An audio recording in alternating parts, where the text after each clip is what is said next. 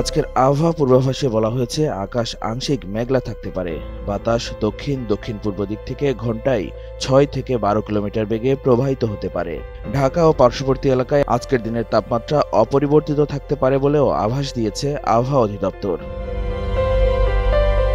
সোমবার ২৪ নভেম্বর সকাল ৭টা থেকে পরবর্তী ৬ ঘন্টার জন্য দেওয়া পূর্বাভাসে এ তথ্য জানানো হয়েছে। এ সময় আরও জানানো হয় আবহাওয়া সাধারণত শুষ্ক থাকতে পারে। সকাল ৬টায় তাপমাত্রা ১৯.৮ ডিগ্রি সেলসিয়াস এবং বাতাসের আর্দ্রতার পরিমাণ ৭৯% ছিল। গত ২৪ ঘন্টায় দেশের সর্বোচ্চ তাপমাত্রা ছিল টেকনাফে।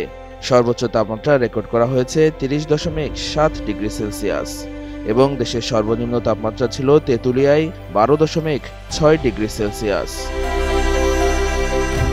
দক্ষিণ আন্দামান সাগর ও তৎসংলগ্ন এলাকায় অবস্থানরত লঘুচাপটি ঘনীভূত হয়ে সুস্পষ্ট লঘুচাপ আকারে একই স্থানে অবস্থান করছে। এটি পশ্চিম উত্তর পশ্চিম দিকে অগ্রসর এবং আরও ঘনীভূত হতে পারে। উপমহাদেশীয় উচ্চচাপ বলয়ের বর্ধিতাংশ পশ্চিমবঙ্গ এবং তৎসংলগ্ন এলাকায় অবস্থান করছে।